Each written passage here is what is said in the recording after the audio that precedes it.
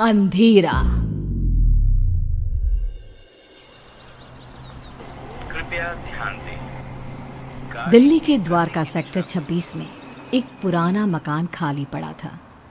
आसपास के लोगों का कहना था कि 5 साल पहले मकान में रहने वाला खुराना परिवार रातों रात अचानक गायब हो गया और फिर कभी कोई उस घर में रहने नहीं आया।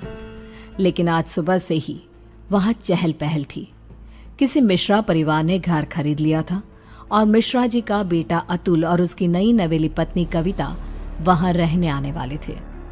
सुबह के वक्त अतुल और कविता घर में पहुंचते हैं। अतुल, घर की साफ सफाई तो बहुत अच्छी से हो गई है।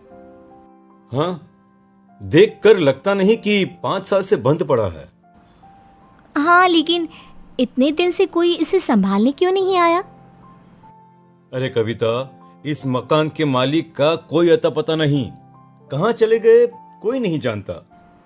तो फिर आपने घर को किससे खरीदा? मकान मालिक के कोई दूर के रिश्तेदार हैं, बहुत कम पैसों में बेच रहे थे तो मैंने खरीद लिया। जानती हो ना, दिल्ली में जमीनों के भाव कितने हो गए हैं। हाँ, लेकिन कोई गड़बड़ तो नहीं है ना? नहीं बाबा, ऐसा कुछ नहीं है। अतुल बाथरूम में नहाने जाता है और कविता किचन में। तभी उसके हाथ से स्पून गिर जाती है। जैसे ही कविता स्पून उठाने के लिए नीचे झुकती है, उसे किचन की शेल्फ के नीचे किसी की आंखें नजर आती है। कविता चीख कर बाहर की तरफ भाग आती है। अरे कविता, कविता क्या हुआ? अरे तुम ऐसे चिल्ला क्यों रही थी? क्या हुआ? वहाँ अलमारी के नीचे कोई है। अतुल नीचे झुककर देखता है और घबरा के पीछे हट जाता है। मैंने कहा था ना, कुछ है वहाँ पर। अतुल, चलो हम यहाँ से चलते हैं। तुम भी ना कविता, वहां कॉकरोच है और कोई भूत नहीं है। एंड आई नो तुम्हें कॉकरोच से कितना डर लगता है। अतुल, मैं सच कह रही हूँ, वहाँ कॉकरोच नहीं बल्कि कुछ और था। किसी की आंखें। मुझे डर लग रहा है, मैं यहाँ नहीं रह सकती। अतुल कविता की बात नहीं सुनता और रात होने की वजह से कविता को सोने के लिए कहता है। डर की वजह से कविता को नींद नहीं आ रही थी। तभी उसकी नज़र कमरे की छत पर लगे फैन के पास एक मकड़ी पे जाती है। वो मकड़ी को देखने लगी। देखते ही देखते कविता को एहसास होता है कि मकड़ी का आकार बढ़ता जा रहा है। कविता घबरा कर चीखने की कोशिश करती है, पर तभी वो देखती है कि मकड़ी एक डरावनी शक्ल में बदल गई। अतुल, उठो, वो देखो। क्या हुआ कविता? तुम ठीक तो हो ना? क्या हुआ? वो देखो अतुल, वो कौन है? एक छोटी सी मकड़ी, और कौन? इस घर में कुछ अजीब है अतुल, हमें यहाँ नहीं रहना चाहिए। ऐसा कुछ नहीं है, बेकार में डर रही हो तुम।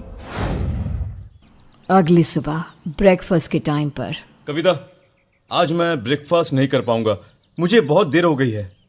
प्लीज अतुल, कुछ तो खा लो। देखो, मैंने नाश्ता टेबल पर लगा दिया है। प्लीज कविता, तुम फ्रिज में रख दो, मैं निकाल कर खा लूंगा शाम को, ठीक है? Okay, bye. अतुल ऑफिस चला जाता है और कविता किचन में काम करके जैसे ही बाहर निकलती है तो देखती है कि डाइनिंग टेबल पर एक बुजुर्ग औरत और एक आदमी बैठ के ब्रेकफास्ट कर रहे थे। कविता ये देखकर खौफ से भर जाती है। कौन है आप लोग और यहाँ क्या कर रहे हैं? अतुल, बचाओ। क्यों डर रही हो बेटा? मैं इस घर का मालिक हूँ, रंजीत खुराना। और मैं इनकी बीवी रमनदीप खुराना। लेकिन आप लोग तो गायब। मेरा मतलब। किसने कहा? अरे हम तो यहीं रहते हैं, इसी घर में। वो देखो, हमारे कपड़े, सारा सामान सब तो है। लेकिन बेटा, जब से तुम आई हो ना, हम बड़े खुश हैं। अकेले पड़ गए थे ना। कविता ने चारों तरफ देखा और वो हैरान रह गई कि घर में खुराना और उसकी बीवी के कपड़े और सामान नजर आ रहा था। कविता घबराहट की वजह से दरवाजे की तरफ बढ़ती है ताकि वहां से बाहर जा सके। तभी एक यंग औरत उसके सामने आ जाती है। कहाँ जा रही हो? मेरे मम्मी पापा ने कहा ना कि वो अकेले हैं, उनका ख्याल कौन रखेगा? कौन है आप सब? कौन है? जाने दीजिए मुझे। मैं इनकी बेटी हूँ ना, क्या करूँ? मैं तो मरने के बाद इनका ख्याल रख नहीं सकती। अब तुम्हें ही ये काम करना होगा ना। हेल्प, कोई बचाओ मुझे। कविता भागती है और अपने कमरे में जाकर एक कोने में बैठ जाती है। पूरा दिन वो एक जगह बैठी रहती है। शाम को 5 बजे अतुल घर आता है और कविता को ऐसी हालत में देखकर परेशान हो जाता है। क्या बात है? अरे तुम यहाँ ऐसे? तुम्हारी तबीयत खराब है क्या? क्या हुआ? वो अतुल खुराना और उसकी बीवी यहाँ इस घर में। कौन खुराना? कविता, ये क्या बहकी बहकी बातें कर रही हो तुम? इस घर के मालिक अतुल वो यही है, इसी घर में। मैंने उन्हें देखा है और उनकी बेटी भी। तभी कविता ने देखा कि बुजुर्ग औरत, आदमी और उनकी बेटी कविता के ठीक सामने आकर खड़े हो गए। वो देखो अतुल, वो सब यहाँ है, तुम देख रहे हो ना? ओ ये, अरे ये तो मेरे मॉम डैड हैं। इनसे डरने की क्या जरूरत है? चलो अब उठो, डिनर बनाओ सबके लिए। और सुनो, मम्मी पापा को इंसानों का मांस बहुत पसंद है, तो वही पकाना। क्या कहा तुमने? तुम्हारे मम्मी पापा? लेकिन तुम अतुल मिश्रा मेरे पति हो, और ये खुराना, और ये क्या मजाक है? इंसानों का मांस? कौन हो तुम? ओह अच्छा, तुम्हारा पति। तुम उसकी वजह से परेशान हो। रुको। अतुल पीछे पलट कर देखता है और फिर जैसे ही वो कविता की तरफ पलटता है, कविता ने देखा कि उसका चेहरा पूरी तरह से बदल गया था और अब वो किसी भेड़िए की तरह नजर आ रहा था। कौन हो तुम? मेरे पति कहाँ है? क्या किया तुमने उसके साथ? अतुल ने रूम की छत की तरफ इशारा किया। कविता ने देखा कि अतुल का शरीर रूम की छत पे चिपका था। वो मर चुका था। अतुल कोई बचाओ। अब कुछ नहीं हो सकता। जानती हो, ऐसे ही उस रात हम सबको मार के छत पे लटका दिया गया था। क्या गलती थी हमारी और मेरे परिवार की?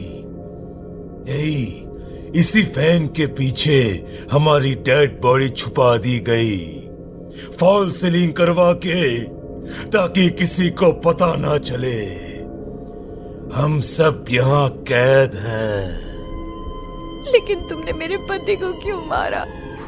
उससे तो मरना ही था, क्योंकि उसके बाप ने, जो कि एक कॉन्ट्रैक्टर है, इस घर को हड़पने के लिए ये सारा खेल रचाया था। उसकी सजा तो मिलनी ही थी। मुझे जाने दो। मैंने तुम्हारा क्या बिगाड़ा? नहीं, अब तुम हमेशा के लिए यहाँ कैद हो। हमारी भूखी तड़पती आत्मा को संतुष्टि करने के लिए एक जिंदा इंसान का इस घर में होना जरूरी है। और अब से ये काम तुम करोगी। किसी को पता नहीं चलेगा कि तुम कभी यहाँ आई भी थी।